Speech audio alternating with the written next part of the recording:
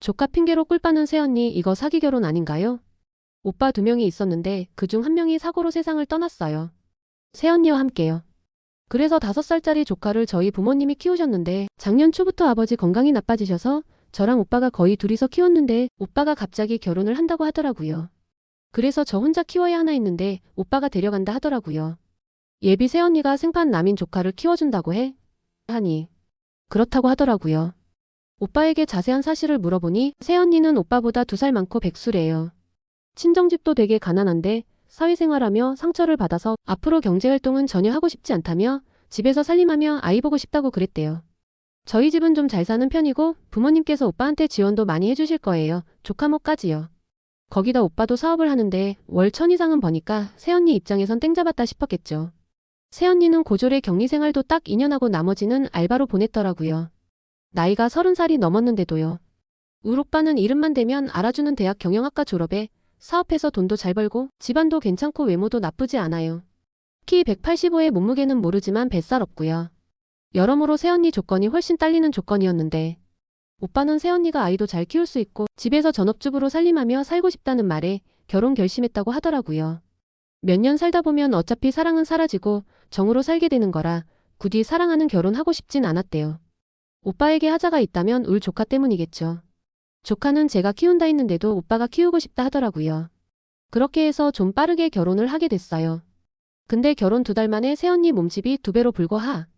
애기 가질지 말지도 선택할 상황도 안 되고.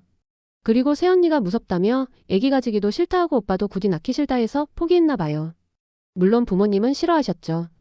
조카를 자신들이 키울 테니 애기 낳아라 하셨지만 오빠랑 새언니가 둘 다 싫다는데 뭐 어쩌겠어요. 그리고 새언니 덩치를 보면 애기가 생길 수가 없어요. 건강에 이상이 있을 정도로 살이 쪘거든요. 다행히 당뇨나 뭐 건강 이상이 있진 않다는데 최소 85kg 이상 나가 보여요. 키는 150대 초중반. 결혼 전 약속한 얘기랑도 달라요. 집안 살림 좋아한다는 사람이 청소도 안 하고 설거지도 안 하고 배달 음식만 잔뜩 시켜 먹고 조카는 하루 종일 어린이집 가 있고 제가 퇴근하면서 부모님 집에 데려와서 놀다가 오빠 퇴근하면 오빠네 집으로 데리고 가고요.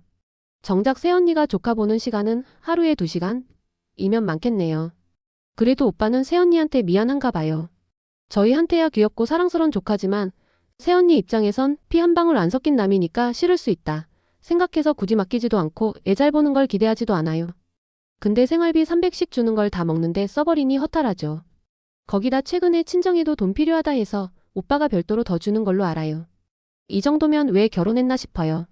그냥 가정부를 드리지. 제가 오빠한테 그렇게 말한 걸 새언니가 톡을 봤나 봐요. 그걸로 난리가 나서 집에 쳐들어와서 울고불고 난리치는데 무서워 죽는 줄 알았네요.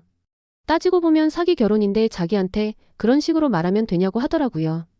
결혼 전밀이 다 밝혔는데 그게 왜 사기 결혼이냐고 오히려 새언니 쪽이 사기친 거 아니냐 했더니 자기 불리하니까 말 돌리면서 어쨌든 제가 조카를 데리고 사는데 이 집 입장에선 좋은 거잖아요.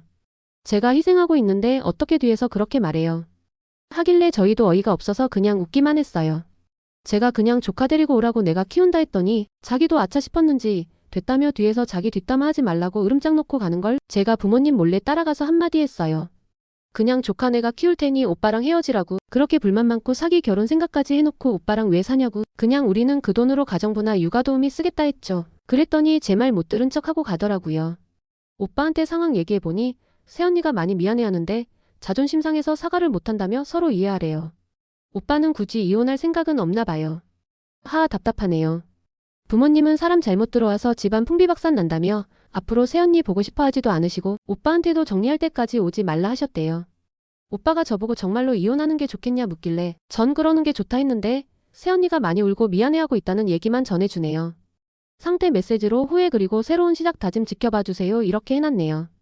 그냥 사과를 하지 뭐 저렇게. 전 암튼 이런 상황이 이해도 안 되고 저는 결혼 안 한 사람이니 조카 제가 키워도 되는데 오빠는 조카에 대한 책임감 같은 걸 느끼나 봐요. 조카가 유독 오빠를 따르고 좋아하기도 하고요. 떠난 자기 아빠랑 많이 닮았으니 조카 입장에선 좋겠죠. 오빠는 조카한테 빈틈없는 가정을 만들어주고 싶다며 이혼하고 싶진 않대요. 계약 아닌 계약 결혼으로 생활하는 것도 나쁘지 않다는데 전 이해하기가 힘드네요. 살림을 하는 것도 아니고 애를 보는 것도 아니고 혼자 집에서 놀고 먹고 차라리 돼지를 키우면 고기라도 되는 건데 제가 너무 못되게 생각하는 걸 수도 있는데 오빠가 힘들게 번 돈으로 새언니가 살만 찌우고 있으니 열받기도 해요. 또 사기 결혼이라고 생각하는 줄도 몰랐어요.